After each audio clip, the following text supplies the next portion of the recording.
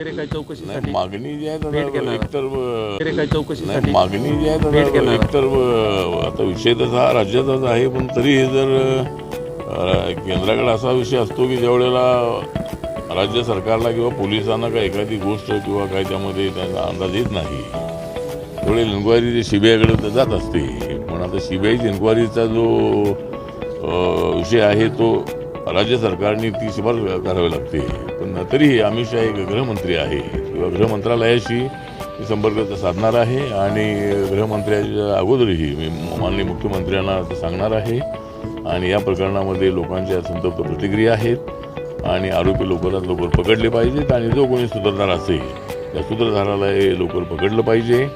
पण मला या गोष्टीचं आश्चर्य वाटलेलं आहे की एवढे 22-23 दिवस होत आलेले आहे तरी कुटुंबातल्या कोणाचं स्टेटमेंट घेतलं नाही. आता त्यांच्या बंधूंचं फक्त स्टेटमेंट काहीतरी घेणार आहे, ते त्यांचं काही घेणार आहेत. पण या कुटुंबियांचं स्टेटमेंट जे आहे ते पहिल्या 2-3 दिवसामध्ये ते घेणं अत्यंत आवश्यक होतं. पण पोलिसांनी का घेतलं नाही माहीत नाही. म्हणजे अशा प्रकरणामध्ये ताबडतोब त्या कुटुंबियांची स्टेटमेंट घेतली जातात. त्यांच्या आईचं स्टेटमेंट, त्यांच्या पत्नीचं स्टेटमेंट, त्यांच्या बंधूचं स्टेटमेंट हे आता तरी लवकरात लवकर घ्यावं आणि त्यांच्या मनामधल्या ज्या शंका आहेत त्या त्यांनी ज्या मांडलेल्या असतील त्याची पूर्णपणे चौकशी करावी आणि जे राहिलेले 3 आरोपी आणि त्याचा जो सूत्रधार आहे त्याला पकडलंच पाहिजे अशी आमची मागणी आहे.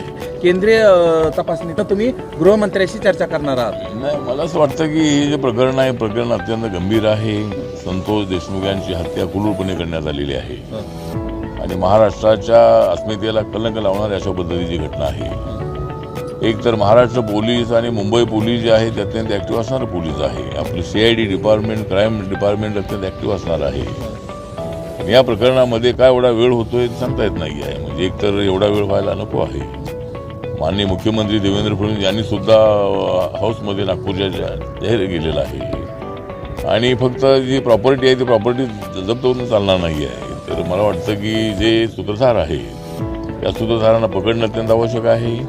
जे 4 आरोपी पकडलेले आहेत आणि बाकीचे 3 आरोपी जे आहे त्या 3 आरोपींना एवढा वेळ लागतो आहे ही बाब चांगली नाही आहे आणि पोलिसांनी कोणाच्या दबावाखाली काम करू नये. त्यांनी हे जे प्रकरण आहे ते अत्यंत सिरियस आहे, गंभीर आहे.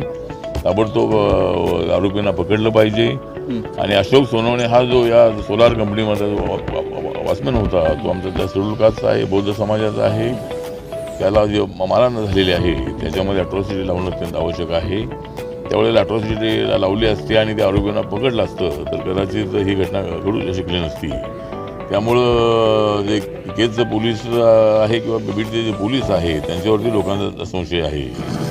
त्यामुळं पोलिसांनी मला वाटतं की अशा पद्धतीनं हे एवढं सिरियस प्रकरण असतानाही त्यामध्ये लक्ष देणं अत्यंत आवश्यक आहे. आता अधिकाऱ्यांच्या SP ची बदली झालेली आहे, नवीन SP आलेले आहेत. त्यांनी या प्रकरणामध्ये लक्ष घालावं आणि मी त्यांच्याशी बोलणार आहे आणि माननीय मुख्यमंत्री यांच्याशी मी बोलणार आहे. तर या प्रकरणाला लवकरात लवकर या कुटुंबियाला न्याय मिळाला पाहिजे. मी त्यांची आई आहे, त्यांच्या पत्नी आहे, त्यांचा बंधू आहे, त्यांच्या कुटुंबाची भेट मी घेतलेली आहे आणि रिपब्लिकन पक्ष जो आहे हा या प्रकरणामध्ये या कुटुंबियांच्या पाठीशी ताकदीने उभा राहील आणि या कुटुंबाला न्याय मिळालाच पाहिजे अशा पद्धतीची आमची मागणी आहे. नवीन घडामोडी पाहण्यासाठी आजच आम्ही मुंबईकर 24 तासला लाईक करा, सबस्क्राईब करा आणि अपडेट रहा.